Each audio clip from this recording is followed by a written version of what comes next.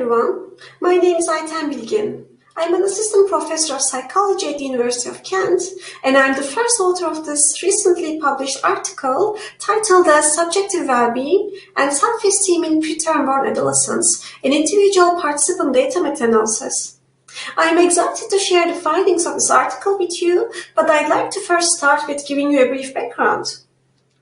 I'd like to start with the definition of preterm birth. A preterm or a premature birth is when a baby is born before 37 completed weeks of gestation. The earlier a baby is born, the more medical care they need around the time of birth. As you can also see in this figure, preterm births are categorized into groups depending on the week of gestation in which they are born. In the current study, we will focus on the moderate to late preterm and very preterm subgroups. Moderate to late preterm birth is defined as being born between 32 to 36 weeks of gestation, and very preterm birth is defined as being born before 32 weeks of gestation. Every year worldwide, approximately 15 million babies are born preterm, so more than 1 in 10 babies are born preterm each year, influencing families all around the world. As you may already know, a preterm baby's early experience is very different than a term-born baby. Since some of the preterm babies might stay in a neonatal intensive care unit for several weeks and sometimes even months. This experience not only impacts the child, but can also be distressing for the parents.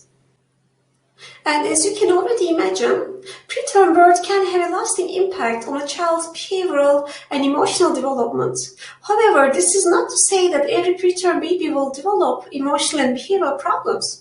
So far, the majority of the follow-up studies focused on the emotional and behavioral problems after preterm birth, but in the current study, we were interested in understanding the positive outcomes such as well-being and self-esteem, which can foster the positive adaptation of preterm-born children. So the aim of the current study was to investigate whether being born very preterm or moderate to late preterm is associated with lower well-being and self-esteem in adolescents compared to full-term born adolescents. In the current study, we used data from 4 cohort studies which came from 3 different countries. These are the A1 longitudinal study of parents and children from the UK, Bavarian longitudinal study from Germany, Basel study of preterm children from Switzerland, and Millennium cohort study from the UK. The age of the participants across cohorts ranged from 12 to 17 years of age. And when all these 4 cohorts were combined together, we had large number of participants. For example, we had data on well-being from 412 very preterms, 986 moderate to late preterms, and approximately 13,000 full-term adolescents. Adolescents reported on their well-being and self-esteem, but in addition to that, we were also interested in well-being in family and peer relationships, well-being in school environment, well-being in physical appearance, and general well-being. Now let's have a quick look at the scales used across cohorts to measure well-being and self-esteem.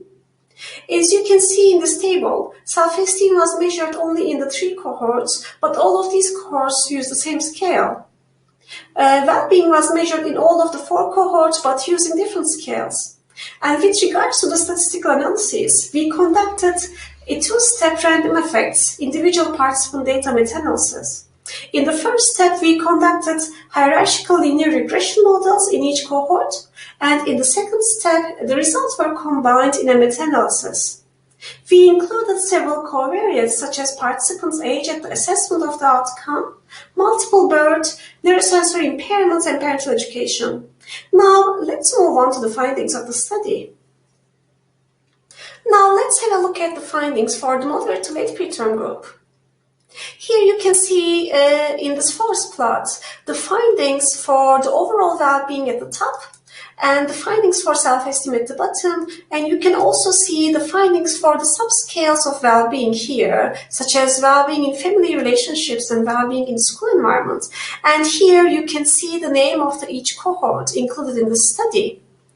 And while looking at the findings of this first plot, it's important to consider the line of null effect here, which is this vertical line. And we are also interested in looking at this diamond, which shows us the point estimates and confidence intervals when you combine and average all of these individual studies together. And we can see that the diamond crosses the line of null effect, which shows us that there was no significant associations between moderate to late preterm birth and well-being in the overall. And as you can see, this finding was the same for all our other outcomes.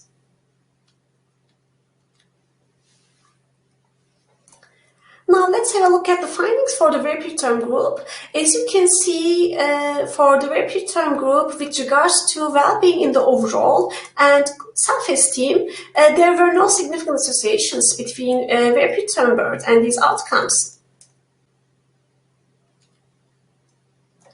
But when we have a look at the well-being in peer relationships, we can see that there was a significant relationship. As you can see, this time the diamond does not cross the line of null effect.